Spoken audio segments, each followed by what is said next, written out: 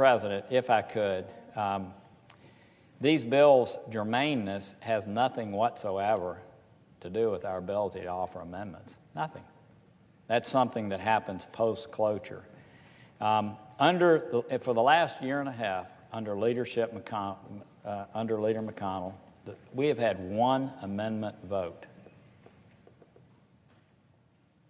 One amendment vote.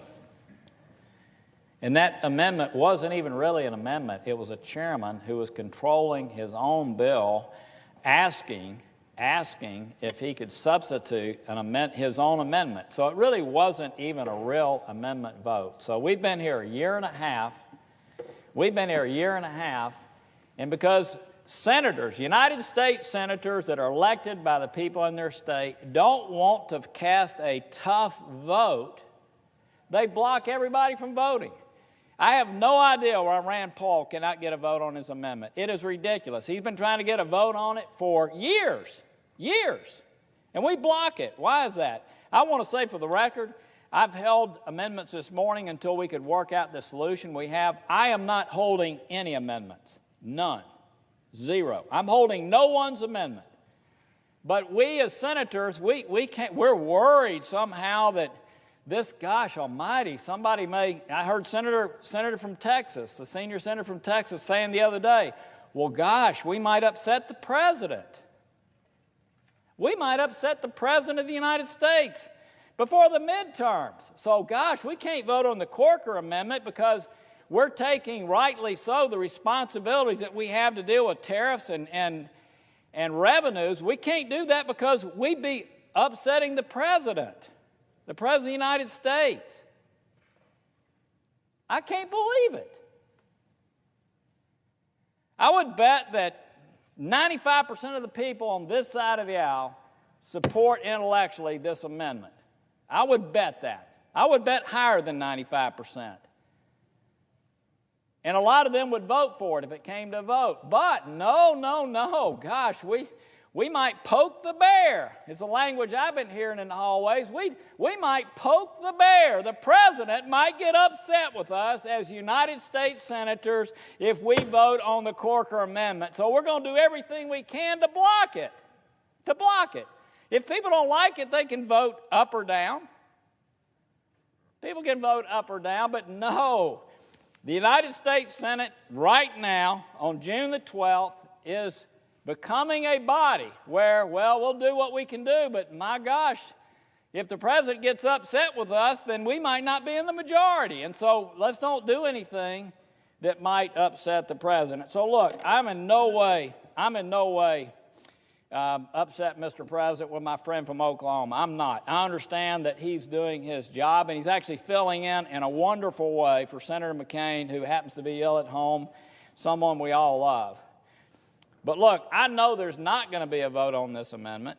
I know it. I'm not about to hold somebody else's amendment up from being voted on, because I know that every ounce of power possible is going to be used to keep from voting on this amendment because, well, my gosh, the president might not like it, and therefore we as senators might be offending someone by the way, just voting on an amendment. Voting on an amendment, up or down, and deciding whether we, in fact, want to assert some responsibility over a process of tariffing where we wake up, ready, fire, aim, ready, fire. Well, let's change this, ready, fire, aim. I mean, that's the process that is underway. That's the process that's underway on these tariffs. I haven't heard a single senator on our side that hasn't expressed concern to the president directly about what's happening with tariffs. Our farm folks are worried about NAFTA.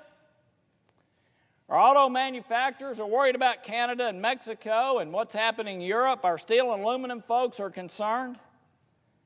I haven't heard a person that hasn't had some degree of concern. And all my amendment would do is say, look, Mr. President, you go negotiate, but when you finish, come back and as senators and as House members, let us vote up or down. So again, I know that the powers to be here, I understand what's happening.